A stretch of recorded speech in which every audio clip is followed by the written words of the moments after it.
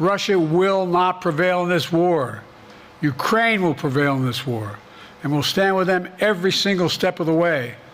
That's what the compact says, loudly and clearly. And now I want to hand it over to the President of Ukraine, who has as much courage as he has determination. Ladies and gentlemen, President Putin.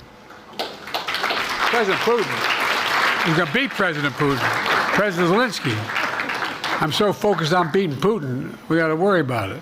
Anyway, Mr. President. I'm better. You are a hell of a lot better.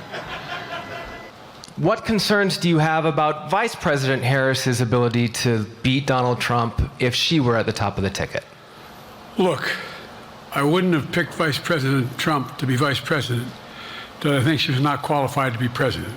So let's start there. Number one, the fact is that the consideration is that I think I'm the most qualified person to run for president. I beat him once, and I will beat him again. Secondly, the idea, I served in the Senate a long time. The idea that senators and congressmen running for office worry about the ticket is not unusual. And I might add, there are at least 5 presidents running or incumbent presidents who had lower numbers than I have now. For months, the United States has been working to secure a ceasefire in Gaza, to bring the hostages home, to create a path for peace and stability in the Middle East. 6 weeks ago, I laid out a detailed plan in writing. It was endorsed by the UN Security Council, the G7. That framework is now agreed on by both Israel and Hamas. So I sent my team to the region to hammer out the details. These are difficult, complex issues. There's still gaps to close, but we're making progress. The trend is positive, and I'm determined to get this deal done and bring an end to this war, which should end now. Look, what I said was, instead of my every day starting at 7 and going to bed at midnight, it'd be smarter for me to pace myself a little more. And I said, for example, the 8, 7, 6 stuff, instead of starting a fundraiser at 9 o'clock, start at 8 o'clock. People get to go home by 10 o'clock.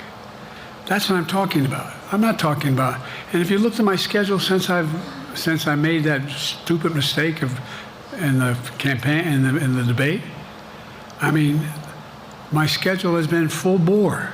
I always have an inclination, whether I was playing sports or doing politics, just to keep going, not stop. I just got to pace myself a little more.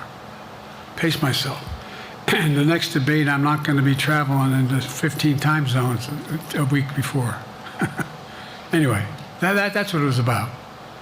That's what it was about. And by the way, even with that, I love my staff, but they add things all the time. At the very end, I'm catching hell from my wife for that. Anyway, what we got here? I've taken 3 significant and intense neurological exams by a neurologist. In each case, as recently as February. And they say I'm in good shape, okay? Although I do have a little problem with my left foot because it's not as sensitive because I broke my foot and didn't wear the boot. But I'm good. I'm tested every single day about my neurological capacity to do decisions I make every day. And every single day I'm surrounded by good docs. If they think there's a problem, I promise you, or even if they don't think it's a problem, they think I should have a neurological exam again, I'll do it. But no one's suggesting that to me now. And I'll ask you another question. No matter what I did, no one's going to be satisfied. Did you have 7 docs? Did you have 2? Who'd you have? Did you do this? How many times did you? So I am not opposed if my doctors tell me I should have another neurological exam, I'll do it.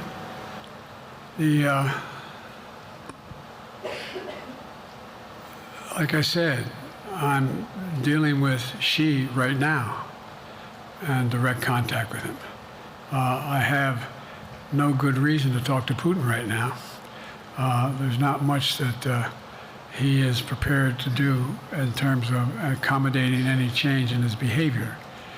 But there isn't any world leader I'm not prepared to deal with. But I understand the generic point is Putin ready to talk? I'm not ready to talk to Putin unless Putin's ready to change his behavior.